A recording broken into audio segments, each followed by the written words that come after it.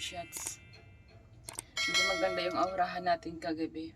Panay iyak tayo kagabi. So, grabe yung sakit ng ngipin ko kagabi talaga.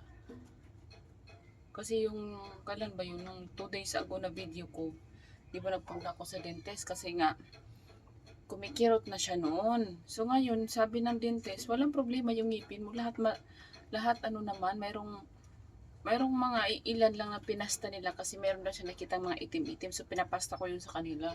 Tapos sa labas, wala sila makita na sira ng ngipin. Kasi nga, papabunot ko sana yung sa dulo kong ngipin. Ngayon, sabi niya, ma'am, sayang yung ngipin mo kasi wala akong nakitang sira. So hindi ako nabunutan. Kagabi, nagpunta kami ng SM ni Nicole at ni Ayana. Pag uwi ko, nag-gym ako ng 1 oras. Tapos, pagbalik ko ng gym, doon na nag-umpisa yung kirot.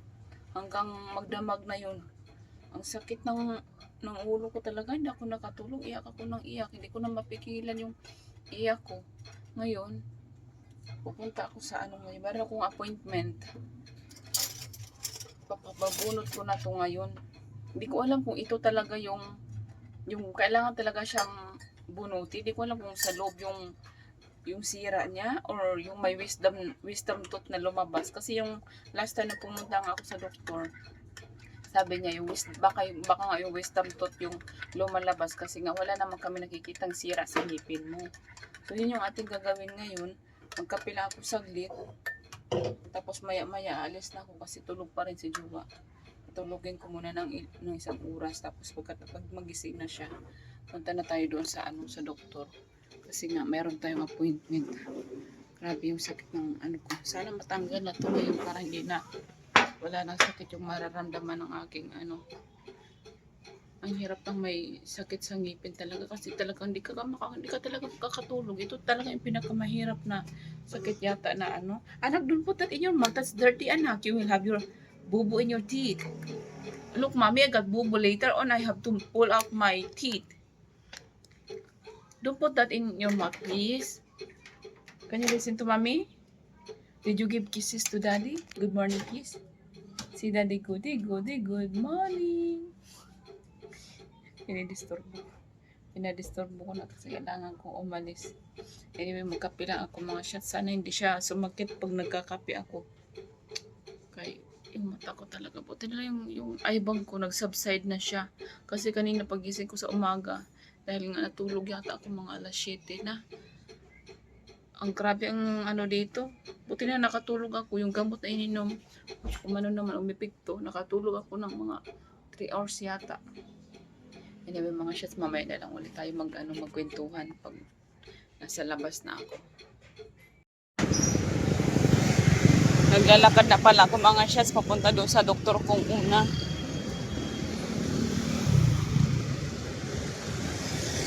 Meron pa akong oras. Mga 30 minutes pa, kaya naglakad na lang din ako. Medyo malapit naman na ako.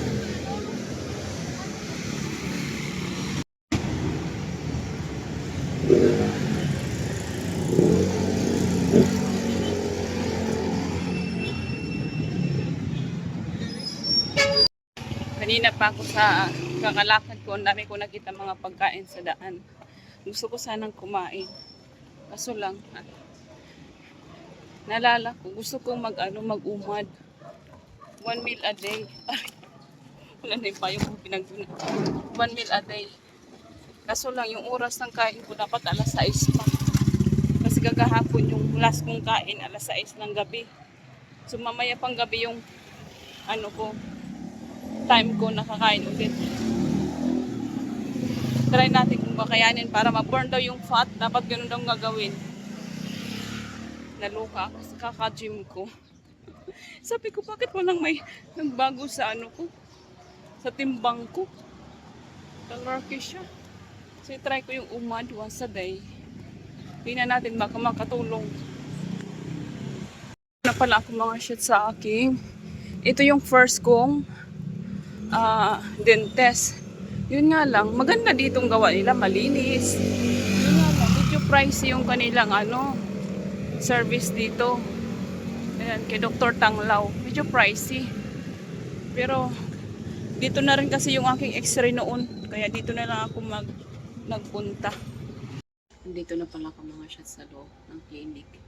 Ito yung clinic nila. Malinis. Yun nga lang. May ano din. May pagka-pricey. Malinis dito. Kung gusto niya malinis, magandang gawa ng ngipin, dito kayo pumunta. Pero maghanda lang kayo sa sa kanilang service, medyo may kamahalan tulad ng sa iba. Pero ano naman yun siya?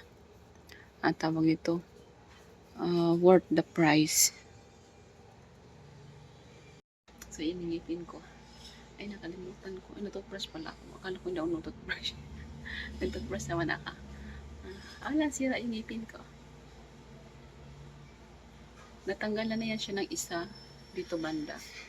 Ay, hindi, dito pala yung tatanggalin. Sa taas. Tapos yung dito yung natanggalan noon na isa. Kaya yun yung ating tatanggalin yung dito. Buti nga lang kamo, hindi namaga yung pisngi ko. Yung aimbag lang yung namaga. Nakainom ako ng 5 gamot kagabi. Nakatulong naman kagabi. Tapos nakatulong din ako. So which is good, pero hindi ko na kailangan antayin na sumakit pa ulit kasi hindi ko kaya ang sakit ng ngipin. Mabububuang pa sa kakaiyak.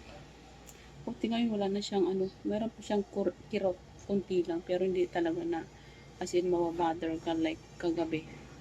Siguro kagabi mga yun.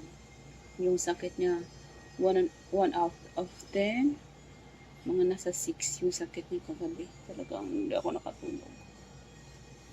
Pero matatapos na yung sakit natin.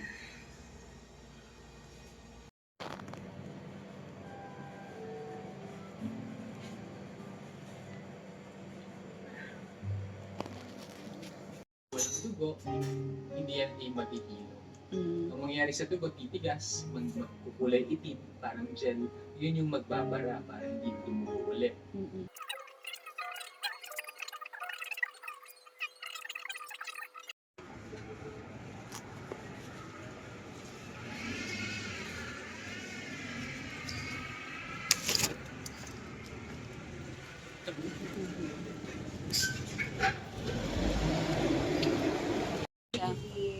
Gusto niya rin.